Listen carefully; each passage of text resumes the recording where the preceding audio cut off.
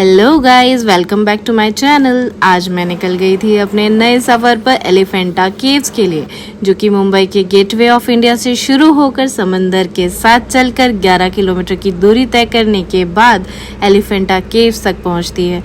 तो मैं बैठ चुकी थी बोट के अंदर एक शानदार सफ़र के लिए, जो कि बेहद ही खूबसूरत होने वाला था, जहां समंदर की लहरों से मिलकर एक सफ़र निकलता है अनोखा। हर लहर एक कहानी सुनाती है। चलते चलते समंदर के किनारे लहरों की गूंज हवाओं की जुबान दिल को सुकून और रूह को इत्मीनान देती है। इस सफ़र की शुरुआत में ही मुझे कई बड़े बड़े पानी के जहाज़ देखने को मिल रहे थे। 1 घंटे के इस सफ़र के बाद मैं पहुंच चुकी थी घारापुरी बंदर पर। इससे आगे का सफ़र हम करने वाले थे टॉय ट्रेन से, जिसकी टिकट मात्र 30 रुपये थी। फिर इससे आगे हम केव्स तक जाने के लिए एक टिकट और ख़रीदना था, जिसका टिकट मात्र 5 रुपये था। अब यहाँ से हमें शुरुआत करनी थी चढ़ाई की, जो कि 15 मिनट तक चलने के बाद केव्स तक पहुँचती है। चढ़ाई थोड़ी लंबी थी, लेकिन आप यहाँ आकर पालकियों का भी यूज़ कर सकते हैं। रास्ते में यहाँ दुकानें भी मिलती हैं। आपको कुछ स्टोन के नेक पीस और ब्रेसलेट और कुछ हार्ड रॉक स्टोन आपको यहाँ मिल सकते हैं। काफ़ी देर चलने के बाद पैरों की तो हालत ही खस्ता हो गई थी।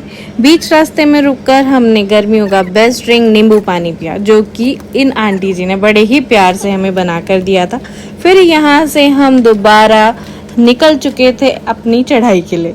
तो आखिरकार हम पहुँच चुके थे। तो ऊपर पहुँचने के बाद कुछ ये नज़ारा हमें देखने को मिला। हम केव्स के अब अंदर जा रहे थे। केव्स में जाते ही हमने सीधे हाथ पर नटराज जी की मूर्ति देखने को मिली, जो कि शिव तांडव नृत्य को दर्शाती है। एलिफेंटा केव्स एक यूनेस्को वर्ल्ड हेरिटेज साइट है, जो कि भारत के इतिहास और संस्कृति का महत्वपूर्ण हिस्सा है। इनमें प्राचीन रॉक कट, स्कल्पचर और आर्किटेक्चर का अद्भुत उदाहरण है। इन भैया ने हमें बताया ये हिंदू और बौद्धिस्ट धर्म के प्रमुख स्थलों में से एक है।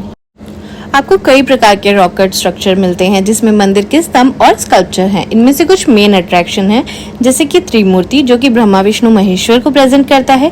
मेन श्रीन महामंडप, जिसमें शिवलिंग और नंदी की मूर्ति। इसके अलावा केव्स में और भी छोटे छोटे स्कल्पचर्स और कार्विंग्स है। 1509 में जब पहली बारी पुर्तगाली बॉम्बे में व्यापार के लिए आए थे, लेकिन उन्होंने बाद में मुंबई पर अपना अधिकार बना लिया था। एलिफेंटा केव्स को नुकसान पहुंचाने का पुर्तगालियों के सबसे बड़े हमलों में से एक था। 16वीं सेंचुरी के दौरान पुर्तगालियों ने एलिफेंटा केव्स पर हमला कर दिया और यहाँ की मूर्तियां तोड़ दी। ये चट्टानें कई लाखों वर्ष में पृथ्वी के अंदर से निकली हुई लावा की जमाव हैं, जो ठंडी होकर चट्टानें बनी। वापस आते वक्त कुछ दोस्त आपको सी ऑफ करने के लिए आए थे। जैसे कि आप देख रहे हैं, ये सारे पंछी हमारे साथ साथ हमारी बोट के साथ चल रहे थे। गेटवे ऑफ इंडिया लौटते वक्त आपको मुंबई की बेहतरीन पलों का अनुभव होता है, जहां समुद्र की हवा, मैजेस्टिक गेटवे ऑफ इंडिया की इमारत और आसपास की सैर एक अनोखा आनंद है।